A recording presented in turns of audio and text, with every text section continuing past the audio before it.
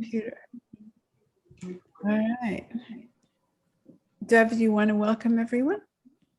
Okay, good evening all, and thank you so much for being here. And this is Thanksgiving Day week, and I know everybody is in already a holiday mood, and Rosalyn and I are thankful and grateful for our presence here. You know, because the name of the group is Join Us for Present Happiness, and that's pretty much what I see us doing here every Tuesday. Hi, Lynn. Welcome. Good evening.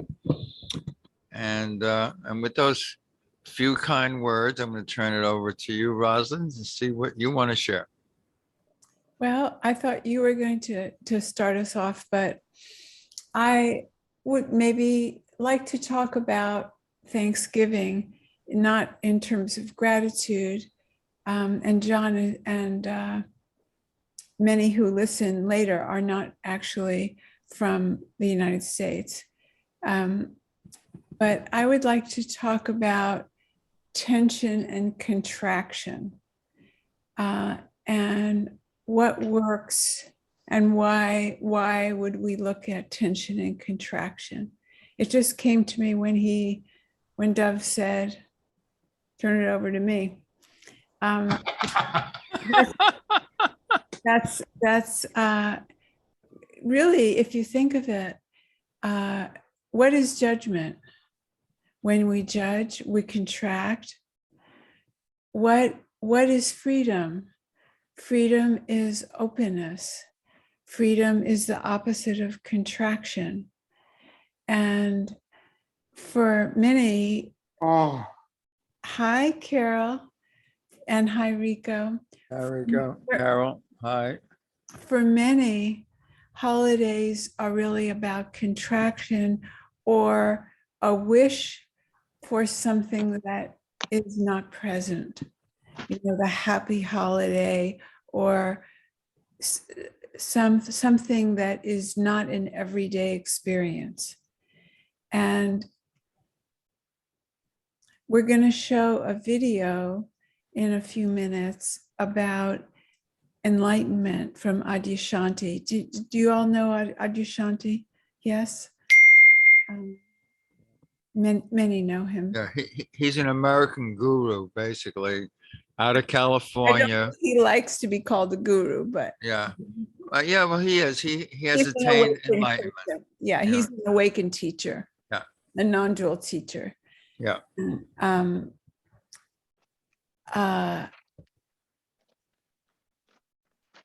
But the theme of his talk is that enlightenment happens to ordinary people. And we think of it as happening to the gurus, but not us regular people. And I think because we make everything so complicated, we're actually contracting and pushing it away. I'm trying to talk in very simple terms so that we can all be on the same page. And I think that awakening is a lot simpler. That's what A Course says. It's not anything to, what's the line of? It's hidden in plain sight. And what's the other line? Well, it's not a change, it's a recognition. It's not a change at all. Enlightenment is not a change, it's a recognition. Yeah. Right. So and I want to say, I want to congratulate Rosalyn for choosing Adyashanti tonight. It is such an excellent topic. Truly. Okay, thank you, Rosalyn. Yeah. So what if we just think of opening and closing and make our lives so much simpler, just as an experiment tonight and maybe this week, or whatever time you choose, be an experimenter, because this is all an inside job. We all either contract or open on the inside, and then it shows on the outside. But nobody can do it for us. We can stay tight. Somebody can tell us open, and you'll receive freedom. But unless we have that motion to open. So let's not make it so complicated and have so many concepts. What do you think of that idea of just open and close? You like that, John? Yeah.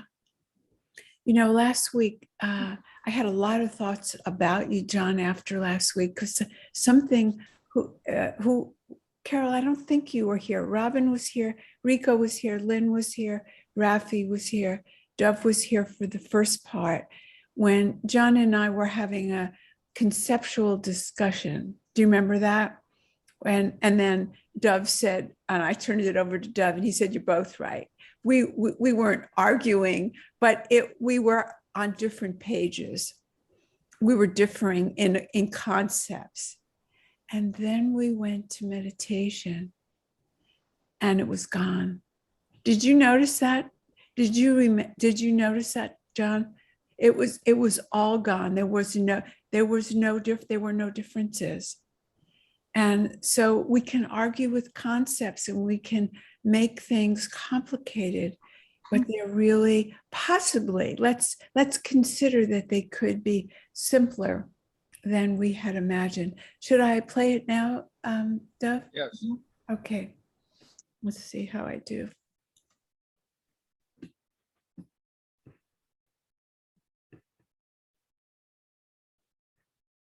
Okay, it doesn't want to do it this way. So let's see. It's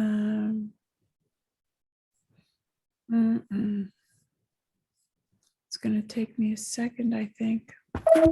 No, it doesn't want to do that. Just a second, I'm going to bring it back. Here it is. Now I'm going to go back here and I'm going to screen share.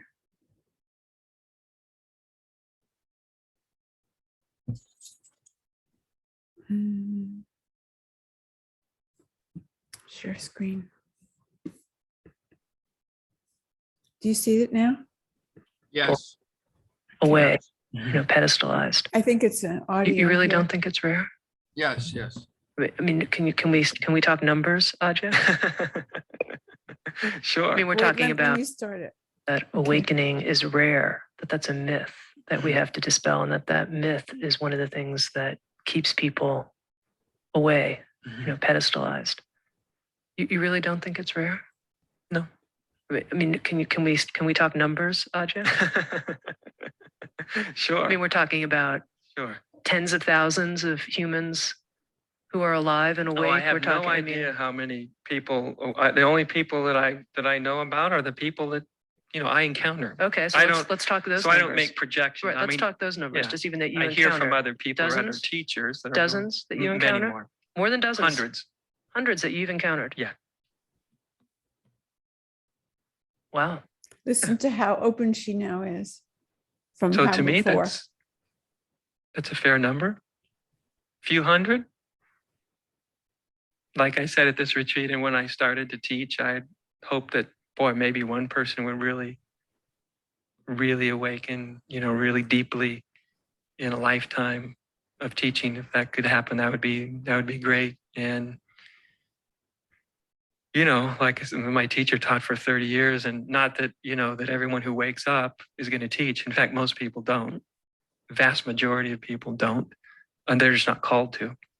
But I've been teaching for 8 years, something like that. And so far I've asked 12 people to teach, and there's many, many others that were clear enough to even teach, that they're just not really cut out to be teachers. There's a lot more to spiritual teaching than just waking up. There's just sort of, human packaging that kind of makes us adept at being able to do it. So to me, I myself am very, very, very surprised, to be quite honest. This idea that enlightenment is rare, and here you are, you're telling me that it's not. I think that idea, that's perhaps one of the biggest obstacles, because you get that in your mind. Yeah. Someone gets that in there. I have had that in my mind. Sure, I had it in my mind too. And so you sort of give up in a way on the idea that it's possible for you. Sure, It's only because- possible for a dozen people or something. Because most all of us feel like we're not the chosen ones. Right. Most of us feel pretty ordinary when you get right down to it. And if we have this conscious or unconscious belief that this is for very rare, means it's for very extraordinary people, it totally contradicts our experience because we're not extraordinary, most of us. And we feel very ordinary and we don't feel like rare chosen people. And so this idea just is, it is one of the, if not the most powerful impediment to awakening. And our examples of awakening, they feed this because we have images of the awake being. And they're all sort of, halo enshrouded, long-haired, flowing gowns. And if they're doing anything in life, they're always teaching. They always have disciples. They have people falling at their feet. These images are out there, and yet it's simply not so. It's just simply not so. It's very hard for our minds to get that, enlightenment, it can look like, your grandmother or the grocer. It doesn't need to look in any way extraordinary. Some enlightened beings are very charismatic, but you know what? Some unenlightened beings are very charismatic. But these images, they really, really get in the way. That this isn't about in any way becoming extraordinary. If anything, it's just becoming ordinary. It's becoming who we really, really are. To let go of these beliefs is, I think, very, very important. Very important. They really get in our way. And they're just simply not true. People come see me. I'm a pretty ordinary guy. Born on the West Coast, raised in suburbia, pretty ordinary guy. When I come over to my house, we'll play poker. One of my favorite things to do, listen to Frank Sinatra while we're doing it. It's, I don't sit around contemplating my navel every moment of the day. Well, I think one of the reasons the belief that it's rare has become popular is that here are people, as you mentioned, who have been practicing for 20 or 30 years, seriously, not really making the kind of large breakthrough which you described for yourself. And so a certain kind of grumpiness, cynicism. Sure. Otherwise, they would have to believe that they were a screw up. Do you know what I mean? That's one place their mind could go. Yeah. One place, or their mind could, or the path that they're following is useless, or Yeah, that's a much more threatening one. And of course, that's, I think, what contributed to my own awakening. Was I didn't blame it on the path, but I blamed it on my relationship with the path. It's not working. And a lot of people around me had a similar relationship to the path that I had. And that's why I encourage people to shake it up, shake it loose, let yourself question, open it up a little bit. Don't be afraid to question. It only really caught fire for me in an intimate way until I finally could be courageous enough to ask myself, is there any such thing as enlightenment? Or are we all just fooling ourselves? Maybe it's just a crock. And, it took me what seemed like forever, but it was only about 5 years to get to that point, to actually get there. What you think you'd start out at that point, like what's true and is this true and da-da-da. But only after 5 years did I realize I had been in many ways afraid to even ask that question. And this was hindering me in a big way because I couldn't look fresh with innocent eyes. Of course, when some people get to a similar place, but then they go into cynicism, which that's just another way of hiding. But, I felt very innocent, very like I don't know, like I want to know, very innocent, very open. And I think this is a really important thing. And to look at yourself and see what hasn't worked, what's not working, and have the courage to change, to move on if something's not working. These are very powerful things to look at, I think.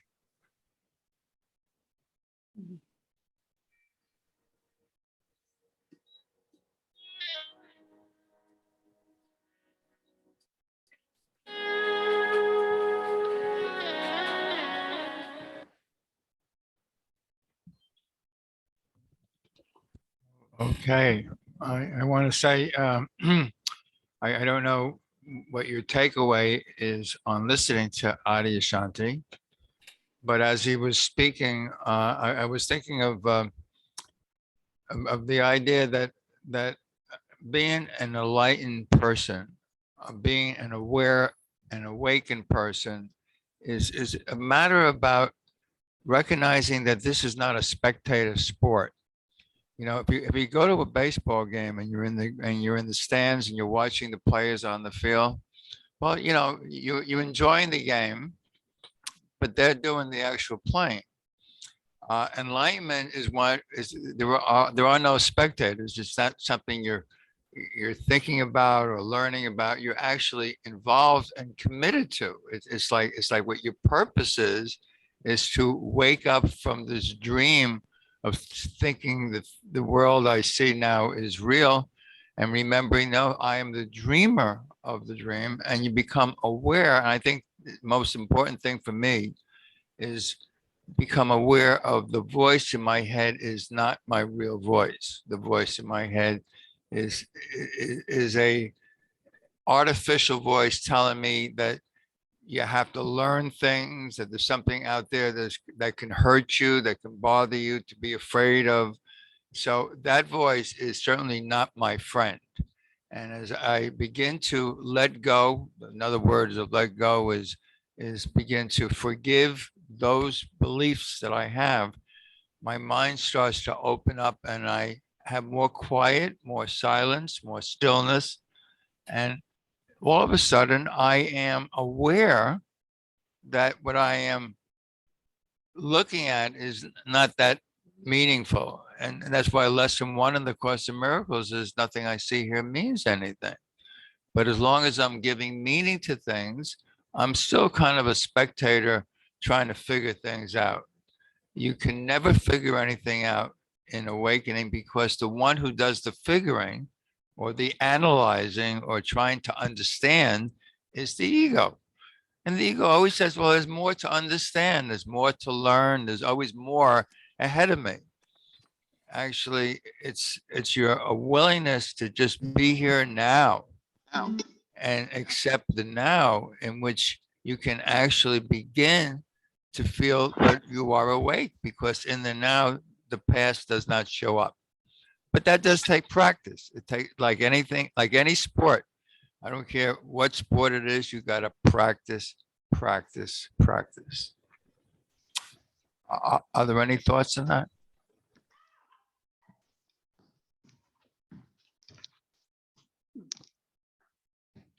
Rafi, go ahead.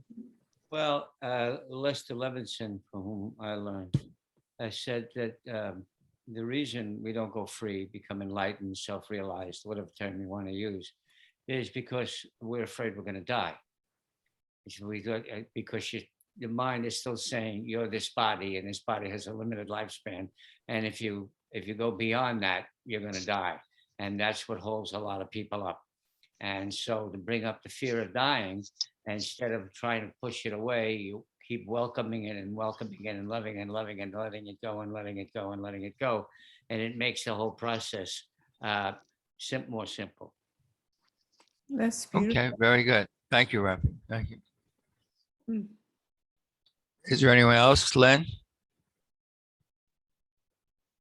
Namaste, mighty companions. A few years ago, I was very, very cold. I couldn't get warm for anything. And then I felt something inside of me. And my gratitude was so great that I started crying. And I felt like I realized something inside of me. And I knew it was something greater than me. And I prayed that whatever it was would take me over. My poetry started changing. I felt very out of it because people weren't talking about it at this time. It wasn't until the pandemic that I heard people say, I'm awake. And I go, oh, I'm not a freak, and because you can't really explain it to someone. And although I try to hint at it, but like, and then you have the others, the, ego saying, who do you think you are? Or who are you to get this when other people aren't? Who are you? So it was, I wrote a lot of poetry then. And now I see like it's spreading like wildfire. And I love it. Thank God. And yeah, ordinary people. I never, ever, ever thought I'd be happy. I was just, I facilitate a group at NAMI and National Association for Mental Illness, something like that. And it's people are waking up. And aside from all this conditioning, this brainwashing that's been passed down from generation to generation, things are finally starting to open. And yeah, it's so wonderful. Thank you, Lynn. All right, thank you, Lynn. Yeah. Rico's had his hand up. Such a gentleman he is. Good evening, friends and family. Welcome. Thank you for allowing me to be here with you. I send you love, light, and well-being from my heart to yours. I want to talk a little bit about my reaction to the tape. I really liked it. I liked the questions the young lady asked, but I loved the way Adi Shanti answered them. And I say that in respect to myself. They were open. I felt they were honest, but they were expansive. They wasn't limited. And looking through my eyes, it gave me an okay to be on the path that I'm on and feel okay about it, but not try to be like him, because I'm not trying to be like him. And it was just very inviting and opening. And I really liked it. I took that 30-day challenge with him with the meditation series, and he's quite a teacher, but he's humble with it, in my opinion. He's humble with it because he doesn't play the authority while he's teaching. And for me, that says, come inside. Don't be afraid. Trust me. Rather than the authority that says it must go like this and it must be like this and this is what this says. He says, find your own path. I'm not here to find it for you. And for me, I like that. That's inviting. That's I just was really impressed with the way he responded. Just wanted to share that with my Very good, family. Rico. Thank you. Beautiful. Yeah. Carol. I am very intrigued by what Dov was teaching. Could you, about being a spectator, not being a spectator, and could you expand a little bit more on that? I'm very interested in it. Okay, very I good. mean, I understand it and I think about it, but I would love to understand it more deeply. Thank you, Carol, for the question. That's an excellent question to kind of open things up, as Rico says, how to open it up. If I think there's something outside of me that I need to learn from, or, like, well, he's a guru and man, I'm going to learn from him. That's kind of like being a spectator. And you get that because the voice in your head is saying that that person has something that you don't have. And if you could learn what that person has, maybe one day you're going to be equal and you too could be a guru. That voice is not your friend. By the way, in the Course in Miracles, in the Song of Prayer, which is the pamphlet, which you get at the end of the Course in Miracles, there's two pamphlets. I don't know if anyone here is, if you're not aware of it, there are two pamphlets, each around 20 pages long. One is called the Song of Prayer, and the other is called Psychotherapy. In the Song of Prayer, he happens to actually address this. He says, do you really think that you could sit at the feet of some guru and learn everything that this person has to learn, or excuse me, everything that this person has to teach. And one day when you learn it all, you can finally be equal to this particular guru. And his answer is 2 words: that's impossible. Either you recognize that you've always been equal, there's nothing outside of you. You're always speaking about yourself. You don't have to learn from anybody out. There's nobody to learn from. That's why many years ago, back in 2004, I heard, Dov, close the book already. You can't learn from a book. I mean, if you're learning from a book, you are a spectator. The book is teaching you. No, no, the book is preparing your mind, telling you what you give meaning to doesn't have any meaning other than the meaning that you give to it, and it's really meaningless.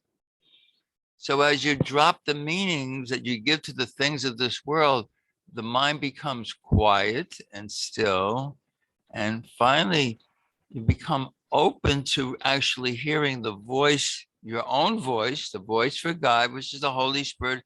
Holy Spirit is not separate from you. Holy Spirit is you. It's not the Holy Spirit is another entity. In fact, you know, in the teaching of the Holy Trinity, there's no Holy Trinity. There is one.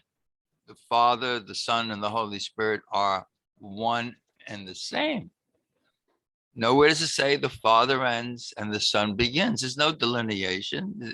The only difference is the Father created the Son. The Son did not create the Father.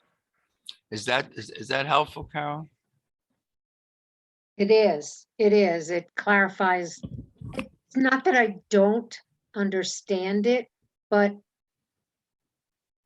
I just needed to hear it again. Thank you. Rico, you Yeah, just yeah, jump Rico. in. Yeah. I just want to jump in. Carol, thank you. That was an excellent question. And I'm going to give you an example for me. This is not for anybody else, for me. I'm not at the feet of Doug and Rosalyn and you and Isabel and John and Rafi and who else is here, Franca and Robin and Lynn. I'm not at your feet yet. I've had some direct experiences which are contributing to my awakening as I interact with you. So I feel like I'm in the game. I'm an athlete. So I tell coach, I want off the bench. I want in the game. And because I'm in the game doesn't mean I'm gonna wait, but I have a better chance if I'm in the game than I do if I'm in the stands. So now I'm hanging out with you guys. I'm down in the game. I don't bow down to Doug or Roslyn. I love them. I respect them. But they give me a chance to have a direct experience in this interaction. And I feel myself slowly waking up. And I'm grateful. And then, Excellent. Thank you. that claiming of it, that claiming, we heard Lynn do it, we heard you do it, that claiming that we feel shy of doing. There's something we have confused, humility and ego. We've got them all confused. And we think if we make ourselves small, we won't be full of hubris. But by claiming our potential, which is unlimited, is not arrogant. It's claiming our truth. We're not saying we have more than anyone. We're saying that is what we all are, because the oneness is all that there is. And there is this resistance to claiming it. So I love that you spoke of waking up. I do. I'm very grateful. We need to hear it from other ordinary people. We are all ordinary, just like he said. We know we are. And that's we're breaking the myth, the taboo, this idea that waking up is something special that only unusual people will have, and that it blocks us.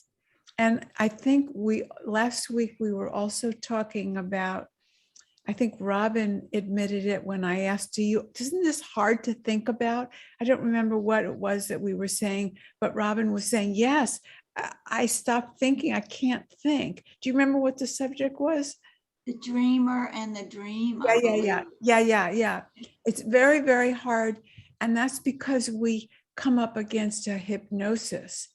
You know, we've been taught since we were itty bitty babies that we're these separate beings.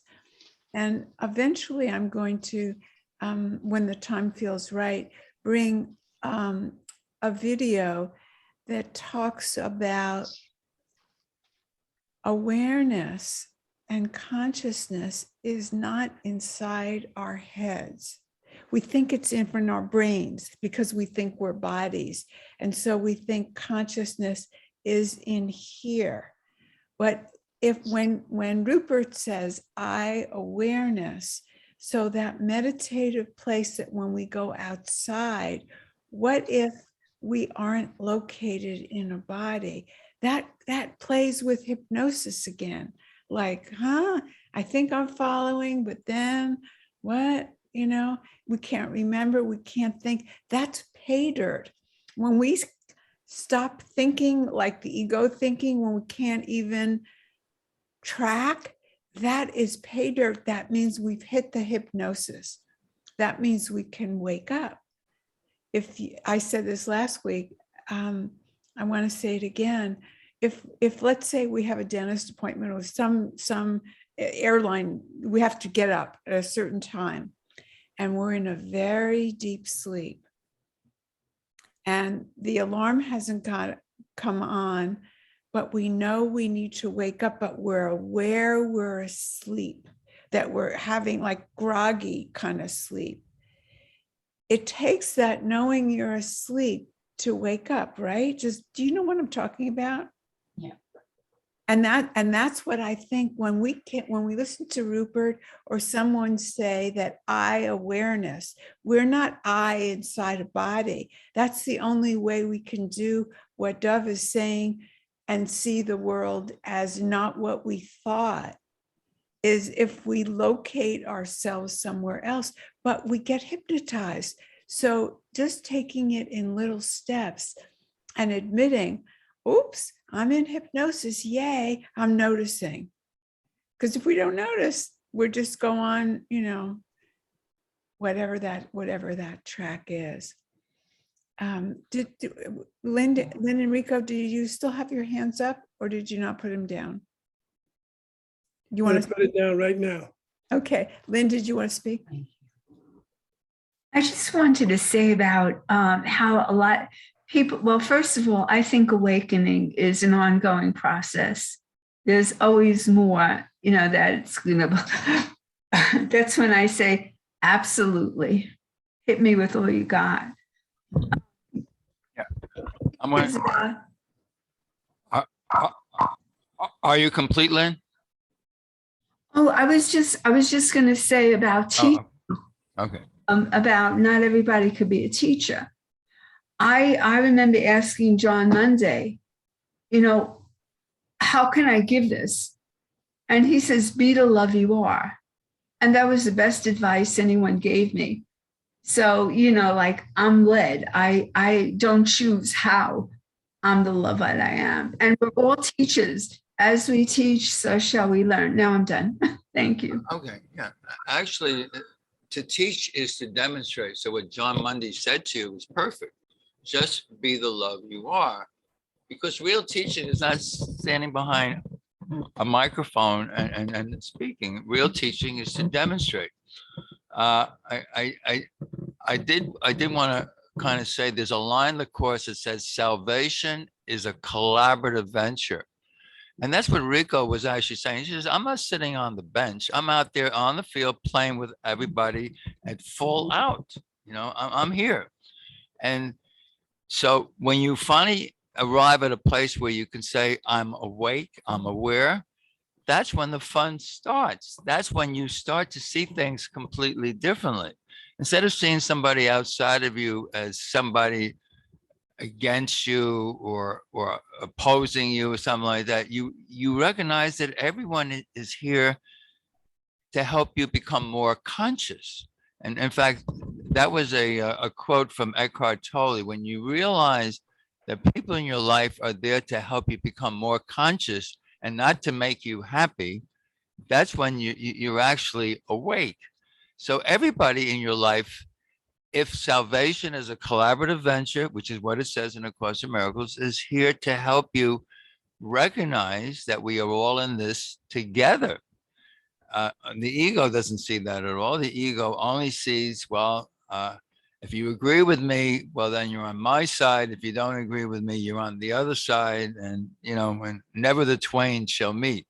No, actually, all things that happen in this world are an opportunity to see things differently, to actually recognize that there are no barriers between brothers and sisters, that everything happens to be always flowing perfectly. I call it synchronicity.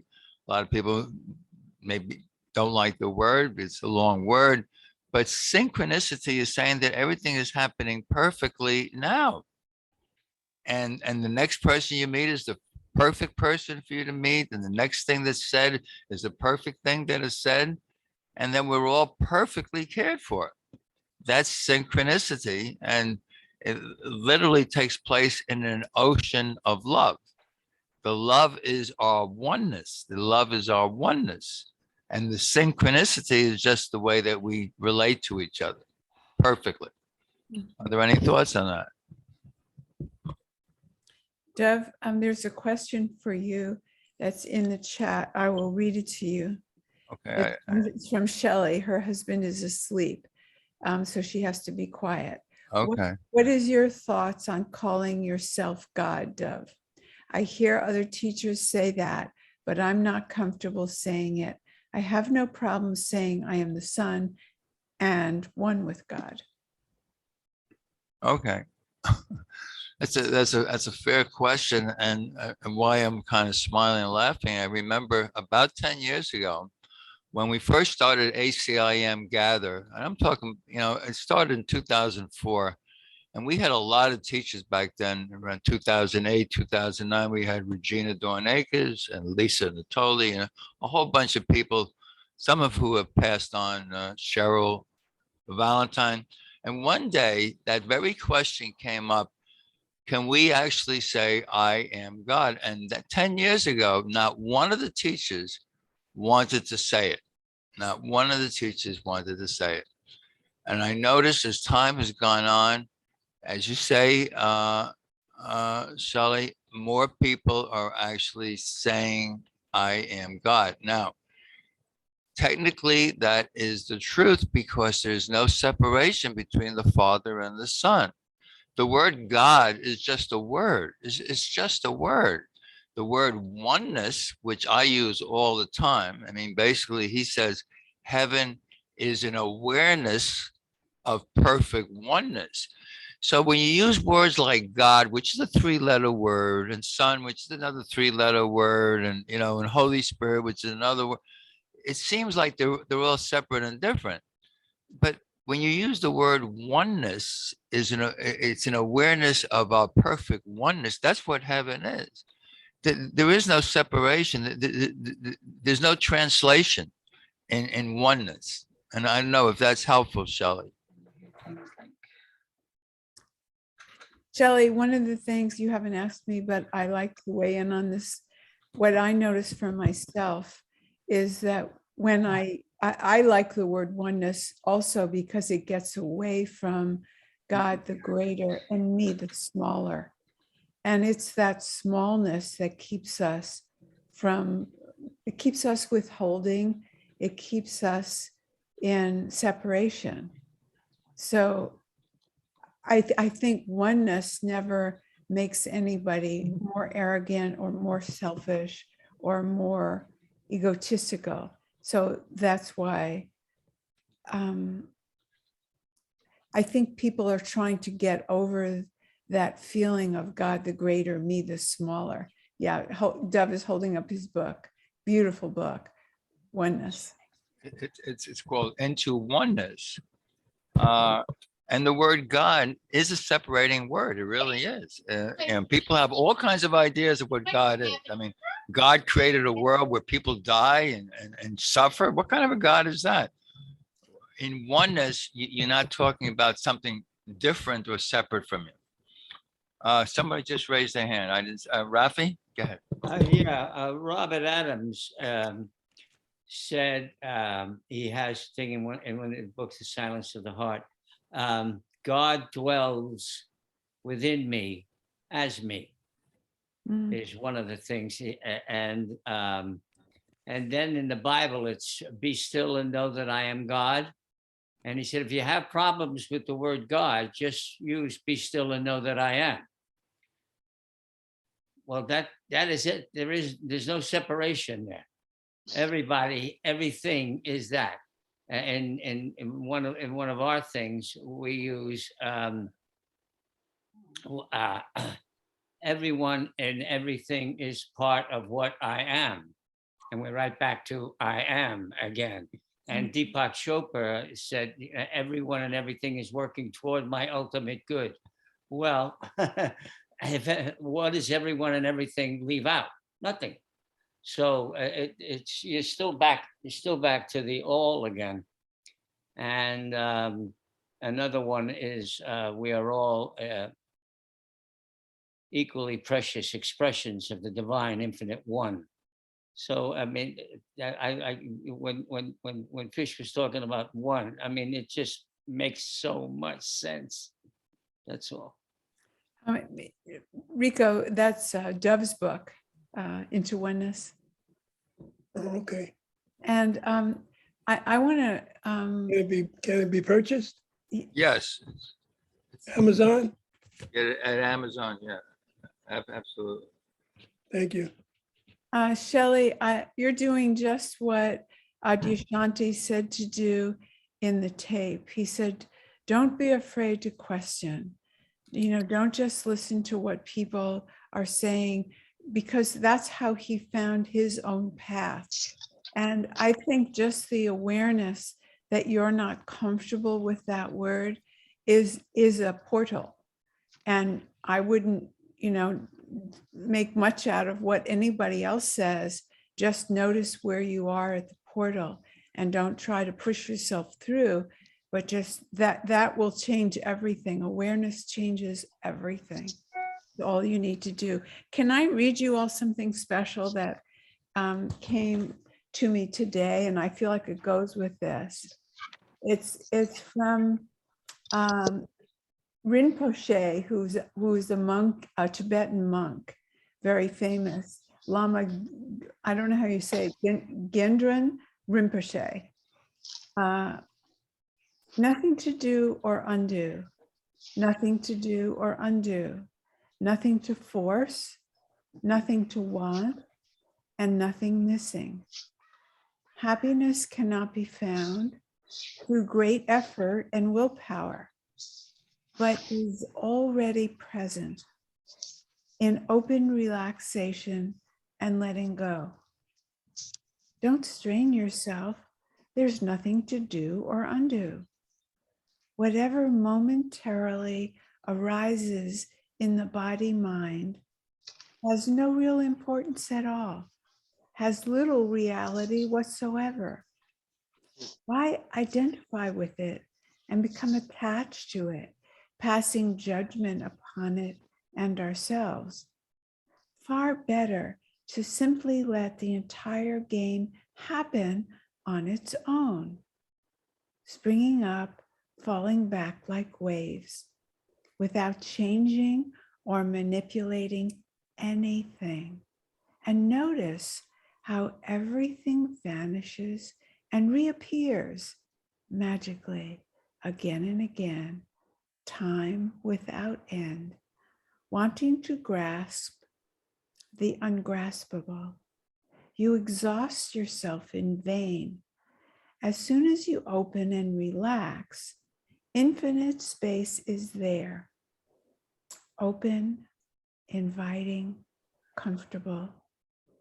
Don't search any further, looking for the great awakened elephant who is already resting quietly at home in front of your own hearth. Nothing to do or undo, nothing to force, nothing to want, and nothing missing. Thank you, Ross. Yeah. I'd like to bring up another word, which for me says the same as the word God, but actually it's much more expansive. It's the word truth. You know, in lesson 152, it says, the truth is true and nothing else is true. In the course, there's a 3-word sentence that says, truth is union. It tells you that in chapter 14, section 7, in the first paragraph. The next paragraph, he has a 2-word sentence. Truth is, truth is. Now, we all know there's a line in the course, or maybe you do know, or you don't know. It says, God is, and then you cease to speak. Well, truth and God are really the exact same. Only the truth is true and nothing else is true. And truth is union. And what is union? Oneness. Oneness, union. So you can't really speak about it. See, words, he tells you this, is twice removed from the experience. He tells you this in the Course in Miracles. Words like God and Son and Spirit and ego, they're all words. But words don't really describe anything. They are twice removed. But the idea of oneness or union or truth is actually a lot real closer than the way we all grew up thinking, oh, well, God's out there somewhere and I'm over here and I hope he visits me on Christmas or something. Shelley, Yes. that's beautiful. Shelley says she has no trouble saying, I am truth. Yes, very good. Thank you. Beautiful. There's your portal, right? You walked right through. Mhm. John, you're quiet tonight. You're muted. Yeah, I am not muted now, but I'd like to say something to you, Rosalyn. Yes. That is, if you want to come to my house and read me some bedtime stories, I'd love that. I think you're one of the most beautiful hypnotists in the world, and you trance me out to an infinite degree. But well, when you were talking about nothing, and appreciate you, as a matter of fact, I like to add to what God is love. Everybody knows that. So in the degree that I'm a loving person, I have that union. But I know that I'm not taking my bag of shit into heaven, because otherwise I'd make a hell out of heaven. So basically, it's an ongoing process for me. And but so God is love is just a great concept too. And but for me, that's the thing is, to me, is that God is just an unknown, and I'm quite comfortable with that. It's unknown. Even myself, I'm unknown. I'm trying to know myself. So I'm having some self-knowledge. So my knowledge is very, very limited. But one thing I do know, and that is that when I listen to you and you said about nothingness and nothing that, it just fired off something that I like, because I study from other teachers, and my teacher in my mental catharsis was saying that if you want peace, you have to do basically 4 things, and it's really similar with what Dov teaches is so many times. No attack. That's nothing. No attack. No defense. Nothing to conceal. And nothing to guard against. It's another word for peace. That may be a first step to me to understand what love is, just to be at peace. What a concept. John, at peace? Oh my God. But one of the things I get there, Rosalyn, I just busy staring at your face, because you know what? You shake things up for me, and I welcome that. I get all discombobulated, and I got a fresh place to start, a new portal. And so I just want to honor you and say thank you so much. And you're a great, I don't want to say savior, but a great mentor for me, and I'm truly grateful. So thank you very much. That's my 5 cents worth, or 10 cents worth. Thank you. That's beautiful, John. Thank you. And I feel we resonate on another level besides our words. I feel that you understand more from me that's underneath the words, through my voice or through something else. We're communicating.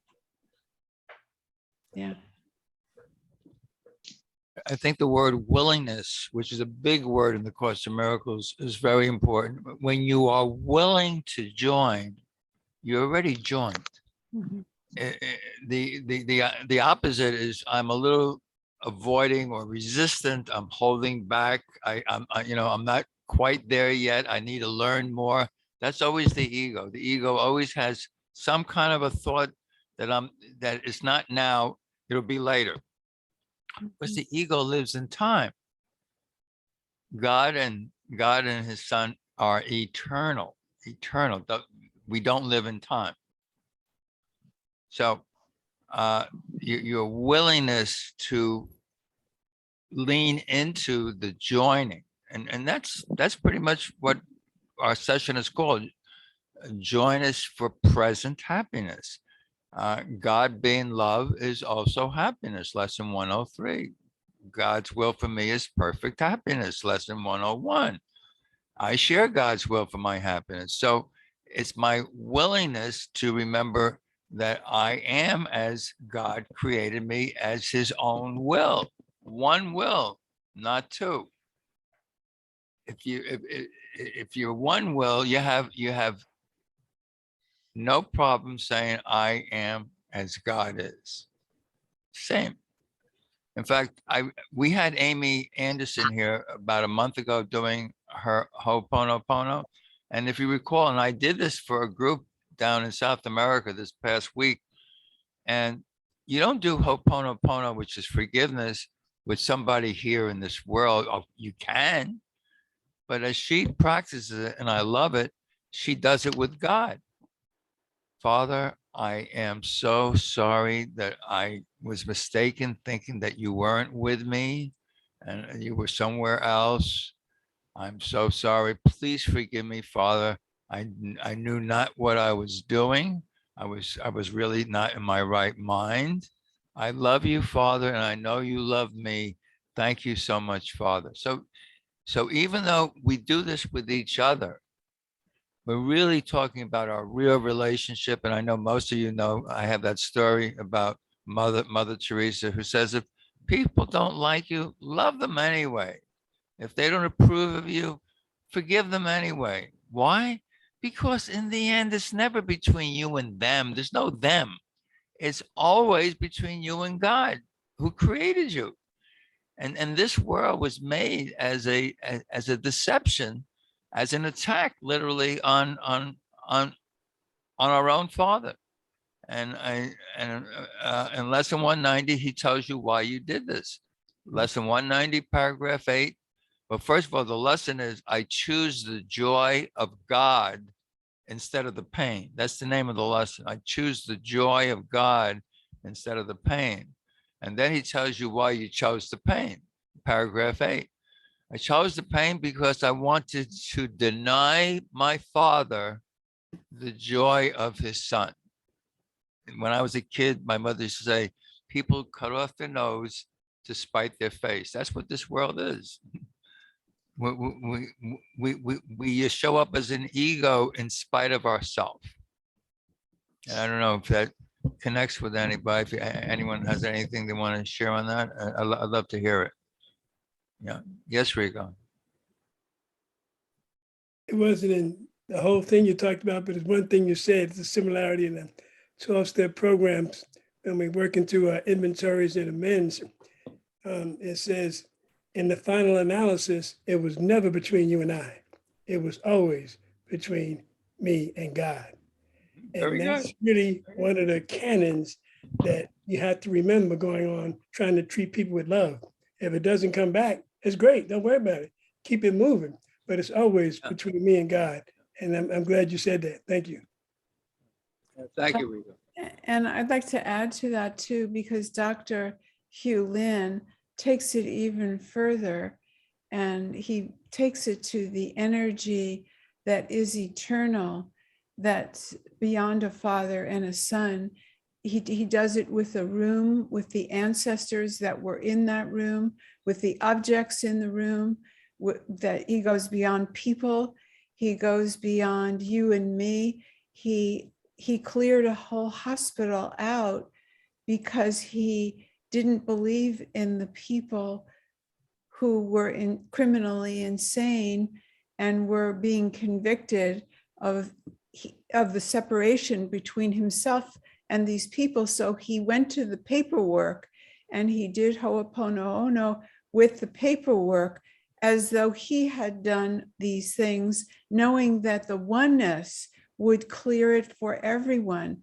So I love it even beyond where Amy's taking it, and just take it to the oneness, where there's no separate people, there's no Father, there's no Son, there's no God, there's just the energy. And I love it that he does it with the room, with just the furniture, which, because that is the oneness, not even imagining that it's human, that it's everything. Does anybody have a response to that? I read about that and I was really impressed when he went to the ancestors, because I've done some work with the ancestors, and he really impressed me that he went to that extent. And I said, Yeah. oh, wow, that's pretty heavy. That's the oneness. That's no separation. That's no time. That's no space. That's no people. That's no Father. That's no Son. That's no objects. And then, this is where we get hypnotized. Let's just admit it. We're all hypnotized. It's not possible without realizing that we're hypnotized to expand there. Do you know what I mean? It's like we need to recognize, oh, that's where I've gone today. But wow, he went there. And I love that story. That opens another portal. That opens another possibility. And we're all potential. That's what we are. That's so exciting. We're all possibility.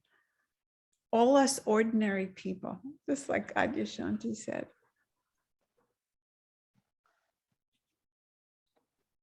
Thank you. Shelley wrote, I forgive myself for my illusions from the beginning of time until now. That is beautiful. And that's really what's going on. We are forgiving our belief in illusions. And an illusion is just an investment. We have been invested in beliefs of differences, whether the differences are genders, religion, color, anything that reeks of a difference. We have believed in these things, and now we're coming together to see sameness or equality. And in the Course, it says, peace is the key to the kingdom. And what is the kingdom? He tells you the kingdom is not at hand or something different. The kingdom is you. The key to the kingdom is peace. And peace is the goal of the Course. But he tells you that peace has one condition, and that condition is equality or sameness or oneness. So you can't just say, well, okay, I and the Father are one, unless you see that all are one. All are one. No one is left out of the oneness. There's nothing to oppose. That's what real peace is. Nothing opposes, nothing conflicts with the peace of God. Nothing.